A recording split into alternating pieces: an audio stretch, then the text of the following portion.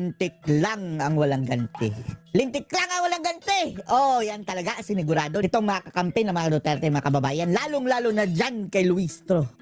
Jervil the Devil, mga kababayan. Dahil sa oras na hindi na nila hawak ang gobyerno, matapos sa itong gobyernong bangag, mga kababayan, ay siguradong mananagot itong si Luistro. Tatagta rin ito na reklamong disbarment, mga kababayan, at malakas po ang mga ebidensya laban sa kanya. Kung ano sinasabi natin, panoorin niyo po ha. Ang linaw-linaw nung Duterte versus House of Representatives talaga lang talaga namang I think hindi ko nga alam kung ayokong mamintas doon kay Attorney Luistro kung Pigtasan mo na! abogado ba talaga yan o Oo nga no.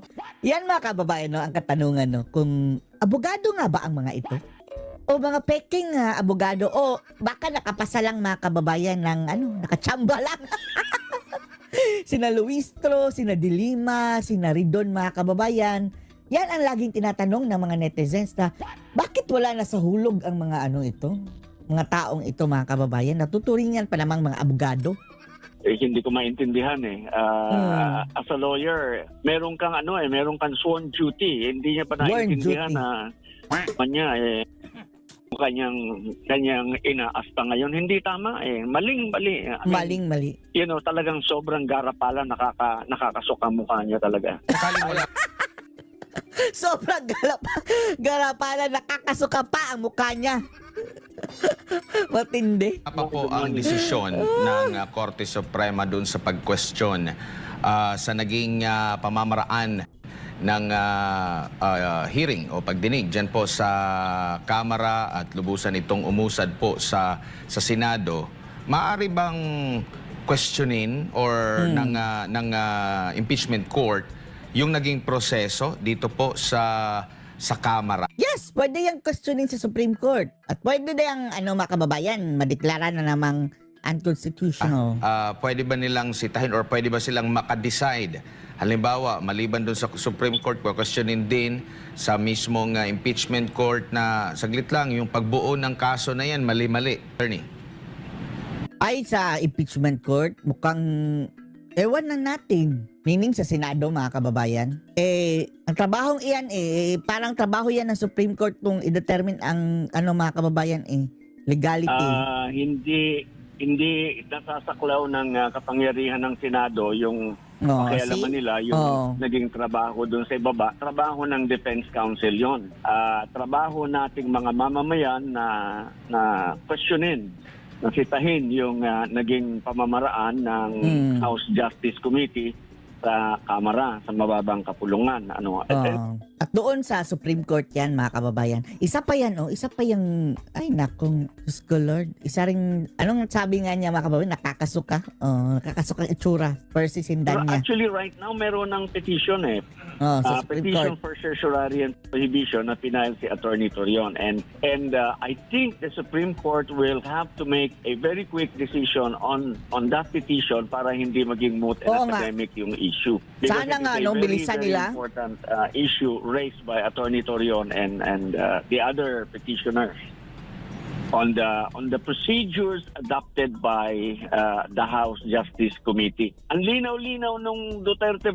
Pero parang moot na rin, mga kababayan dahil yung petition nila is harangan, mga kababayan, ang mini trial. Tapos na sila ang mini trial. Butuhan na lang, mga kababayan. Versus House of Representatives talaga lang Tapos kapag moot, mga kababayan, parang nagse-celebrate sila na parang nanalo sila. Hindi naman talaga nanalo, kundi nahuli lang, mga kababayan. Hindi na relevant ang desisyon ng Korte Suprema. Kagaya nung petisyon ni Roque. Pinalabas nilang hindi daw kinatigan si Roque, samantalang ang ibig sabihin ng moot ay wala na Tapos na ang usaping yan. Hindi na kami magdidesisyon whether that is illegal or not. Talaga namang I think hindi ko nga alam kung ayokong mamintas doon kay Attorney Luis. Pigtasan mo. Kung abogado ba talaga yan o hindi ko maintindihan as a lawyer. Pati ang itsura, no? Hindi.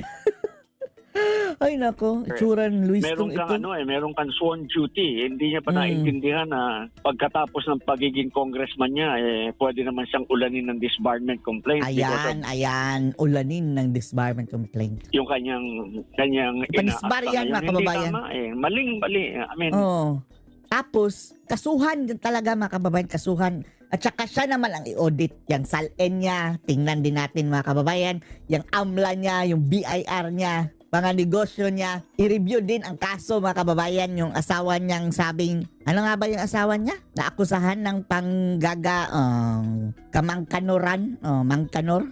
talagang sobrang garapala, nakakasuka mukha niya talaga. Nakakasuka ang mukha. Opo. At need Opo! ba bilang Agree, Sir Bar. prosecutor na laging ulit-ulitin doon sa inaakusahan na dapat dumalo ka, dito ka magsalita kaysa sa magkaroon ka ng ibang mga programa, kasi kahapon nasa Laguna ata ang pangalawang Pangulo. Considering nagbigay na po ng statement or panig ang pangalawang Pangulo na hindi niya kinikilala itong pagdinig dyan po sa Kamara. Marami siyang mga question kumbaga sa proceeding dyan po sa Kamara.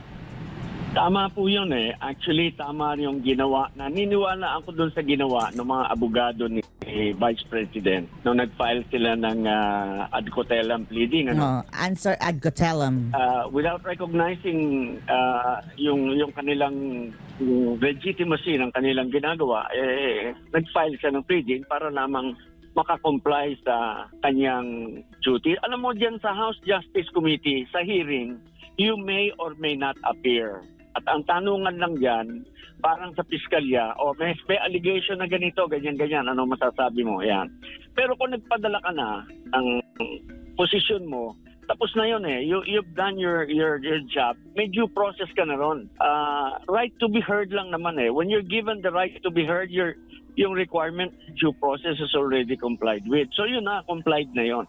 Hindi dyan ang trial. Ang trial doon sa Senado. Ang ginagawa. Lagi nila sinasabi, punta ka dito, sagutin mo. Hindi nga siya pwedeng dyan makipagdebate. Gagawin nyo lang punching bag, mga animal. Justice Committee, sinasaklaw nila yung dapat sa Senado ginagawa. Hindi dyan sa kanila. Actually, Ayan mga kababayan, yan ang pambato ni VP Sara na pwede niya i-technical yan kahit pa maano siya mga kababayan sa Kongreso, sa Senate, kahit pa ma-impeach siya. Itong ginawa sa Kongreso, yan ang magiging pambato ni VP Inday. Sinasabi ko, alam ni Luis yan Luis They're Cruz! just doing something to demolish. Meron silang Talagang demolish. Ang ginagawa nila. build up na Black propaganda. scenario and that support yung kanila. Pinagagalit nila yung mga tao. Pero ang mga gagalit lang naman dyan, yung mga dati na nilang naloloko. Dahil yung mga hindi naman naniniwala sa kanila Wala naniwala. Pero nakakagalit pa rin. Nakakainis na dahil mga kababayan Sobra-sobrang kasi mga kababayan, paninira ang ginagawa. Na lang sa kanila, hanggang ngayon, addicted sa kanilang kasinungalingan. Yun. So, yun lang, para lamang ma-justify nila na ganito, ganyan, meron silang magagamit. Pero we're proceeding on a very dangerous precedent. Napakapangit nung... Napakapangit, kagaya ng mga pagmumukha ng, naku Lord, I'm sorry Lord. Kasala tayo mga kababayan ng disoras, pero talaga mga kababayan, ang papangit pa ng mga ugali, ganun din ang mga mga kababayan, mga itsura. Kaganapan sa ating politiko. Talagang kanina lang I was thinking bago mag-ring yung phone, I was thinking we really have to really have to amend our constitution. Kaya ko naisip yun kasi naalala ko yung Maria Cristina Falls pero mamaya na natin yan gawin kapag si VP Sara na. Dahil wala kaming tiwala dyan kay Bangag mga kababayan ng pag-amend na constitution, tapos si Bangag wala na. Disgrasya tayo. Anyway, ibang topic yun. Opo, attorney, bilang isang prosecutor nga dito sa sa impeachment proceedings na ito, tama ba na halimbawa dyan po sa Committee on Justice, sinasabi nila merong due process, tumatalima sila sa due process na itinatakda po ng atin pong Due process sa mukha nilang mga animal. ng Korte Suprema, Pero doon pa lang sa mga paunang statement, guilty na ang Oo nga. Nasaan ang due process dyan? Tapos, dati-rati pa mga kababayan, the same ang kanilang bintang. Last year, ni-recycle lang. tingin nila sa pangalawang Pangulo. That is correct. And actually, hindi sila tumatalima. They are violating the right of the Vice President to due process of law because they are presenting evidence na hindi naman kailangan dyan gawin. Ang dapat gumawa niyan yung prosecution eh. Tinutulungan nila yung mapakahilang complaint. Nakita nila kasi yung defect eh. Pag yan, assuming na nakarating yan sa Senado, sandali lang yan, talo yan eh. Alam mo kung bakit? Walang ultimate facts. Sabi ko nga, anong requirement ng verified impeachment Kaso lang si Soto mga kababayan tuta ni bangag mga kababayan. Yan ang problema. Pwede yan si Soto, alisin na yan as Senate President mga kababayan ngayon mismo na hindi na makakapangsalot. complaint. Number one, kailangan meron kang allegation ng grounds.